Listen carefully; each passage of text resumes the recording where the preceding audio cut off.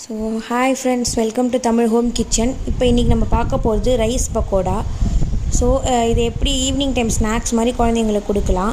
இது தேவையான பொருட்கள்: வேக வச்ச அரிசி எடுத்துருக்கோம், அதாவது விட்டு போன அரிசி எதாக இருந்தால் அதை எடுத்துக்கோங்க. வெங்காயம், கருவேப்பிலை, பச்சை மிளகா, கடலை மாவு, காரப்பொடி, உப்பு தேவையான அளவு. ஸோ இது எல்லாத்தையும் எடுத்து எப்படி பண்ணலான்றதை நம்ம பார்க்கலாம். இப்போ இது எல்லாத்தையுமே மிக்ஸ் பண்ணி ஒரு பவுலில் நல்லா ஸ்மாஷ் பண்ணிக்கோங்க. இது குழந்தைங்களுக்கு ஈவினிங் டைம் ஸ்நாக்ஸாகவும் நீங்கள் கொடுக்கலாம். இப்போ ஸ்நாக்ஸ்லாம் சிப்ஸ் அது இதுன்னு அன்ஹெல்தி ஸ்நாக்ஸ் கொடுக்காமல் இது வீட்லேயே நீங்கள் சூடாக நல்லா கிறிஸ்பியாகவும் இருக்கும், குழந்தைங்க விரும்பி சாப்பிடுவாங்க. லெஃப்ட் ஓவர் ரைஸ்லாம் வீணாக போகாமல் இது மாதிரி நீங்கள் யூஸ் பண்ணிக்கலாம். இப்போ நல்லா எல்லாத்தையும் நல்லா ஸ்மாஷ் பண்ணிக்கோங்க.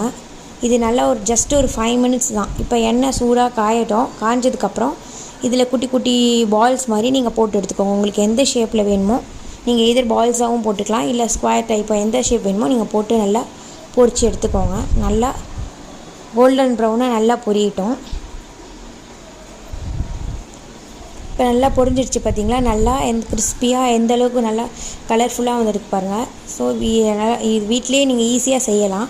ஸோ ட்ரை பண்ணி பார்த்துட்டு எப்படி இருக்குன்னு சொல்லுங்கள். For more videos like, share and subscribe.